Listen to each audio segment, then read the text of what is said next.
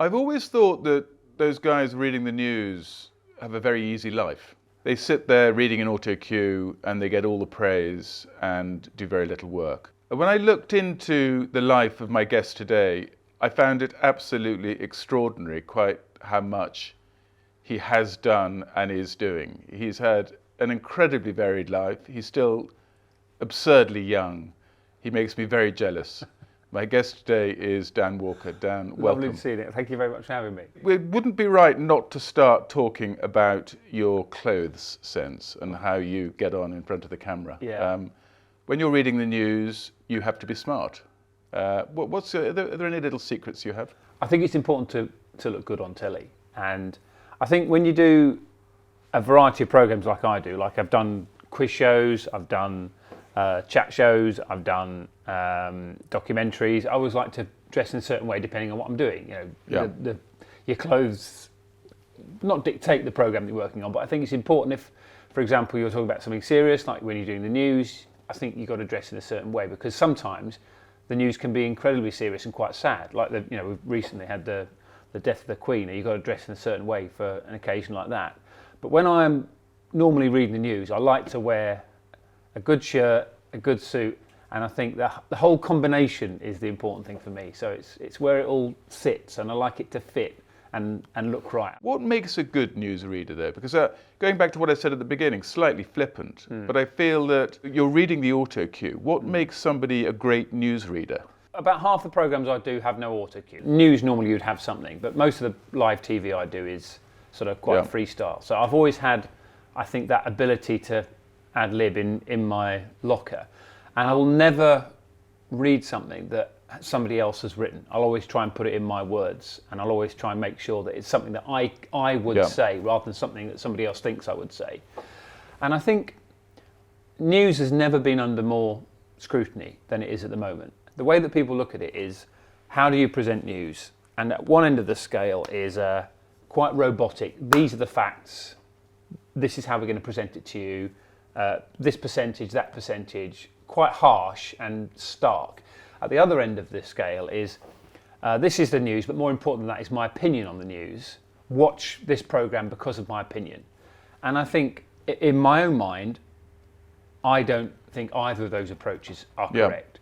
For me, there's somewhere in the middle, and I think it's news with feeling. I think it's news that understands and is connected essentially to its audience, because I'm not telling you what's happening, I'm talking to you about what we are going through. So there's a relationship with the audience, and I feel that's what I've always tried to do with any program that I ever do.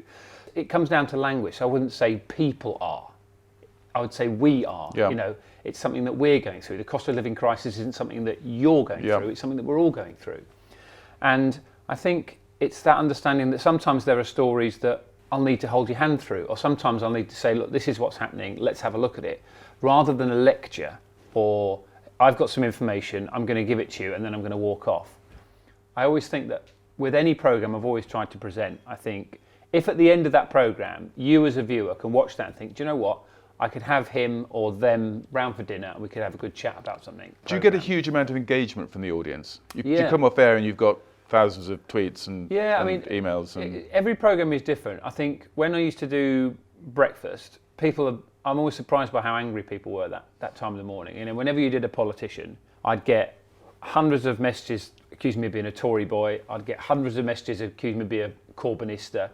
And do you read them? No, I laugh at some of them and crack on.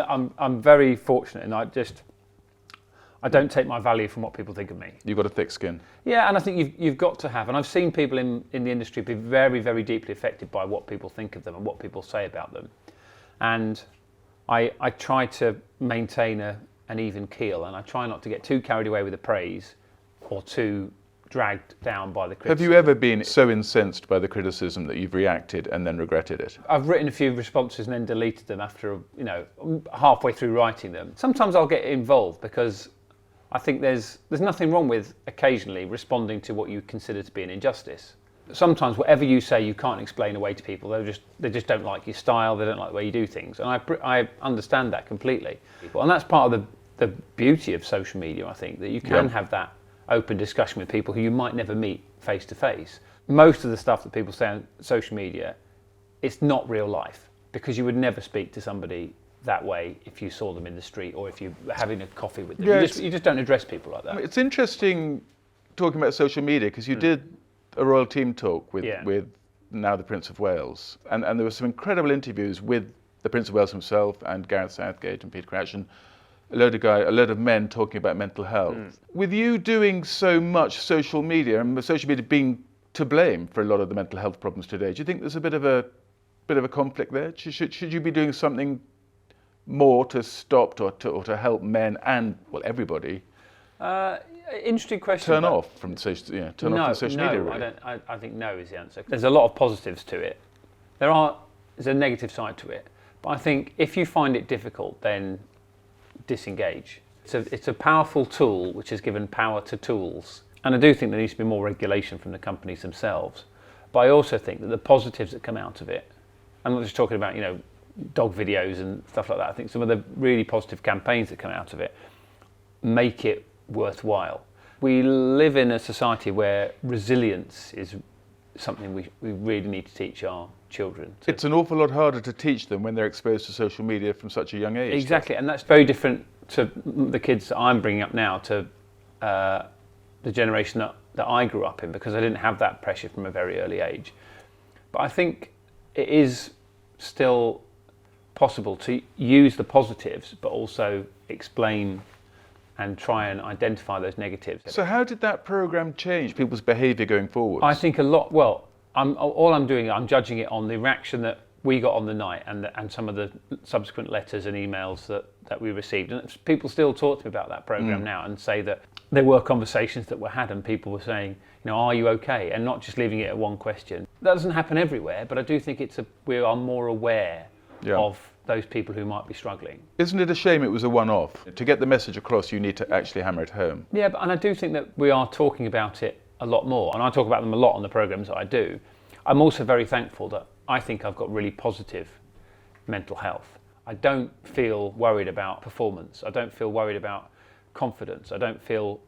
Do you ever get nervous before you go on never. anything? No, none of that sort of good nervous energy that brings out the best in you? But sort of adrenaline, yeah. I get a bit of that, but I've never been worried about not being good. Do you ever feel that you haven't been good? Afterwards, I'm honest with myself as well. And there's sometimes where I've not been as good as I hoped I would be, but my instant reaction to that is, there's always a next time. Right back from the start, one of my first bosses in radio taught me a really interesting way of looking at every job I ever do. He said, at the end of each day, make a list, and on that list you only need to put two things: one thing you did well and one thing you did badly.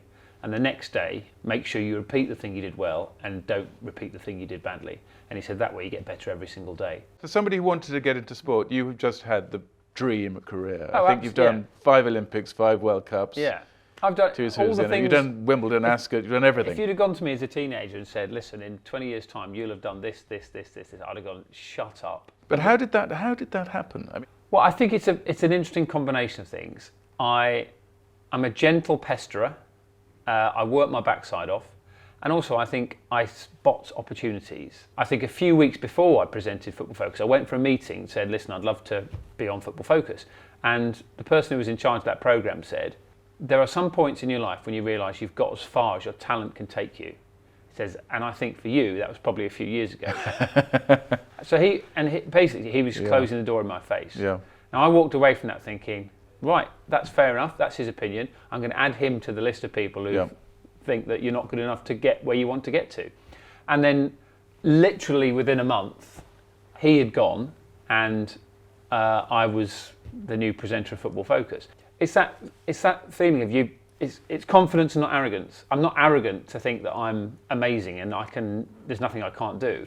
But I'm confident in my ability and the work that I've put in over the years, and I feel that I can do a good job on a lot of things. That's interesting. You're a patron of the Sheffield Children's Hospital, along with a load of other kids from Sheffield, actually. Jess Ennis-Hill, Michael Vaughan, Lee Westwood. What was in the water in Sheffield? Well, kids and health is it's hard not to be inspired by that. And I think if you live in a place like Sheffield, where the Children's Hospital has always been at the heart of the community. It's a big part of the community. Yeah, and people coming from all over the world. And down here in London, Great Ormond Street gets a lot more funding and a lot more sort of press and publicity, but the Children's Hospital in Sheffield is doing an equally amazing job. One of the most recent things we campaigned for was for this thing called a 3T interoperative scanner. It's actually game changing, because if you've got a child with a brain tumour, you have to open up their head, look at the tumour, and then take them 45 minutes across the hospital to scan it.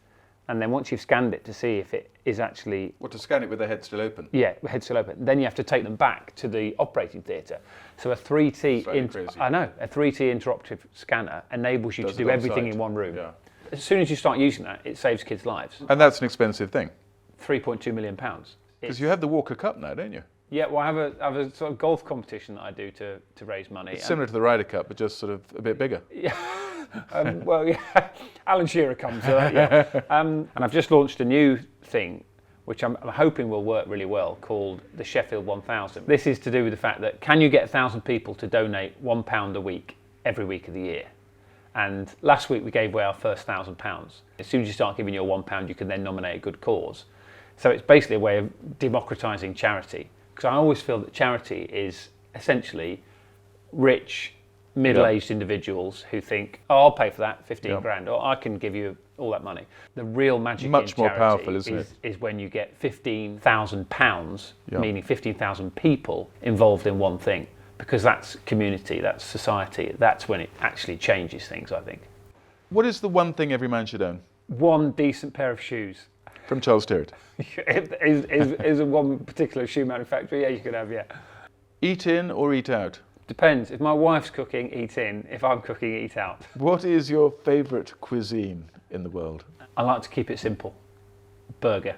Normally people say Japanese fusion, but actually I love burger. Yeah. My favourite is actually jacket potato, baked beans and cheese. Oh, I'm a big jacket potato man as well. Me but too. I just think once you find the perfect burger, there's no going back. There's no way. You don't need to do anything else with that, do you? And a good chip. You don't look like a perfect burger man. I look a bit more like a perfect burger man. You're a bit too skinny for that. Yeah, but I just think that I always think judge food on the first bite and how much you look forward to it. And when that burger arrives, or when you've cooked that perfect burger and you grabbed it off the barbecue, and that first bite when everything, oh, come on. Dan, I have learned a lot from you today. You've done so many incredible things. You have a wonderful outlook on life. I love the whole philanthropic thing and what you do for others. Thank you very much. Thank you for your questions, and thanks for the time as well. Hopefully see you again soon.